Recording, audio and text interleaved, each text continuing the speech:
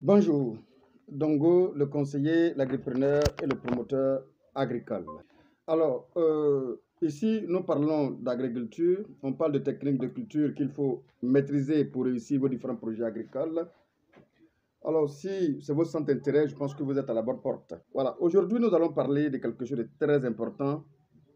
Je me suis engagé dans ces derniers temps à vous donner les éléments clés pour effectivement réussir vos différents projets et vos différents projets agricoles.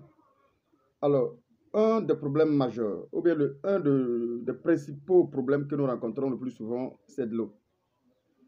Alors, ce qu'il faut comprendre ici dans le maraîcher, c'est que le point clé, je dirais que le point principal même déjà, pour pouvoir vraiment s'approcher à ce qu'on appelle le succès, c'est la gestion de l'eau.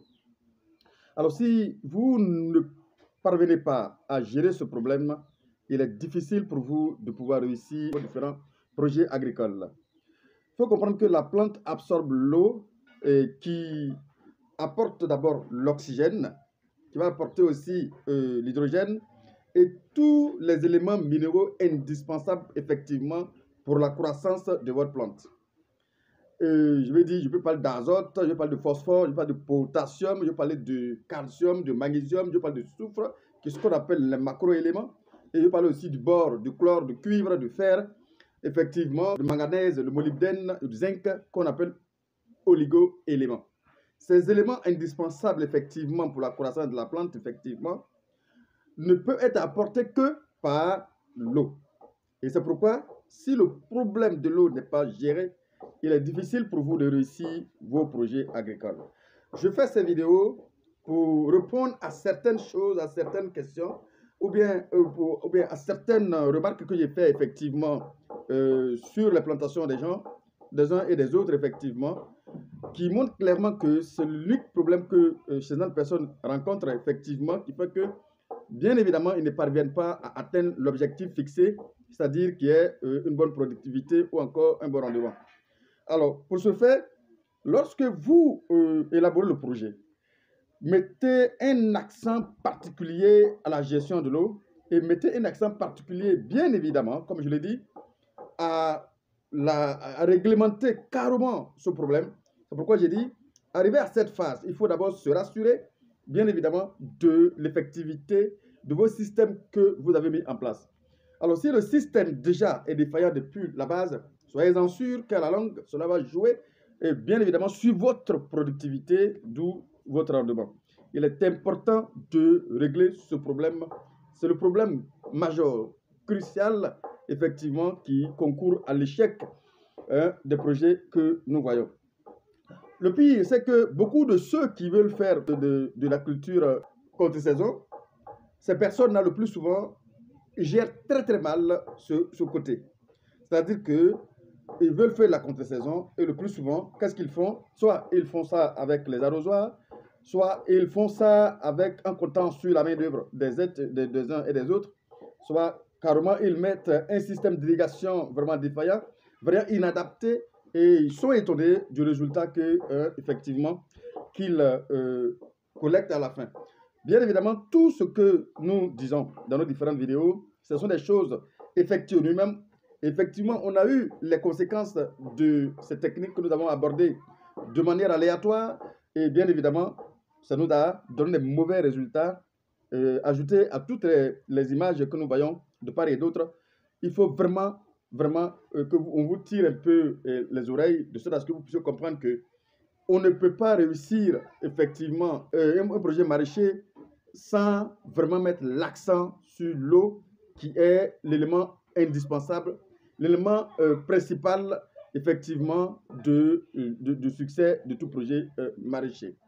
Il est important de mettre l'accent dessus parce que beaucoup me reviennent toujours avec les mêmes images et les mêmes problèmes, tout simplement parce que la nature, certes, est là pour nous donner tout ce dont nous aurons besoin, mais effectivement, il faut réglementer les choses parce que nous savons clairement qu'il y a un problème climatique aujourd'hui qui fait que les pluies ne sont pas tout à fait, comme je l'ai dit, bien réglementées aujourd'hui.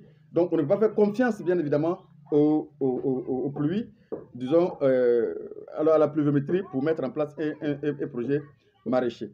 Donc, pour mettre en place un projet maraîcher, il faut comprendre d'abord que lorsque vous arrivez à la phase de l'eau, il faut vraiment mettre l'accent sur cette phase.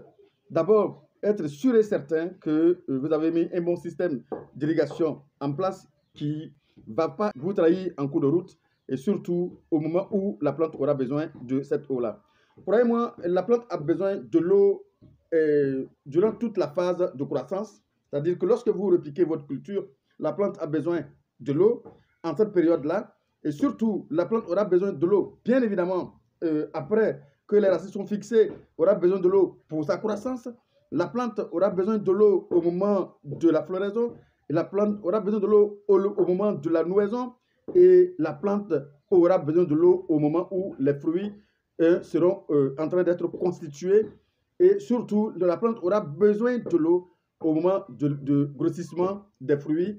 Et c'est pourquoi il est indispensable de vraiment veiller à ce que cette phase soit vraiment correcte, bien établie pour éviter qu'on ait un problème de croissance parce qu'à un moment donné, quand l'eau n'est pas apportée en quantité suffisante, bien évidemment, il y aura un retard de croissance et ce retard de croissance va jouer bien évidemment sur la quantité de fleurs qui vont se développer sur la plante et bien évidemment, si on n'a pas suffisamment d'eau, il y a beaucoup de fleurs qui vont chuter, on appelle l'avortement des fleurs et aussi si l'eau ne suit pas, les fruits ne grossiront pas. Et c'est pourquoi vous allez voir que quand, à un moment donné, là, il n'y a pas de l'eau au niveau de la plante, soit la plante va carrément subir en utilisant toutes ses réserves et ensuite succomber. Mais bien évidemment, la personne qui se lance va sortir carrément réduit, va sortir perdant. C'est pourquoi il est important de souligner que lorsque vous voulez mettre un projet maraîcher en place, tenez compte principalement de la phase où on doit apporter de l'eau. C'est vrai que ce n'est pas la seule phase importante, mais la phase la plus importante qui va vraiment vous donner des résultats, c'est quand vous allez réglementer le côté eau et réglementer la quantité d'eau qu'il faut apporter à la plante au moment où il le faut et comment il le faut. Je suis sûr et certain si ce côté est résolu, le reste va suivre. C'est vrai que le reste, c'est aussi notre équation à résoudre. Et je pense que je vais vous développer ces différentes vidéos étape par étape, de sorte à tirer votre attention dessus, de sorte à ce que vous puissiez vraiment prendre ces côtés-là au sérieux et surtout comment les aborder.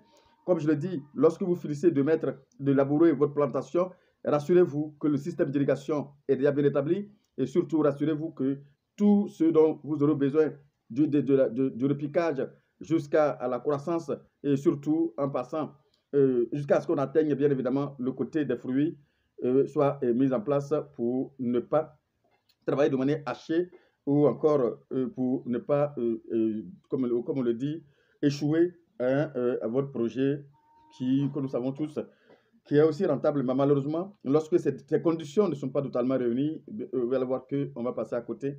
Le découragement va s'en suivre. Alors, c'est juste une vidéo, comme je l'ai dit, je vais vous expliquer les phases clés de la mise en place de projets maraîchers, comme vous le demandez le plus souvent.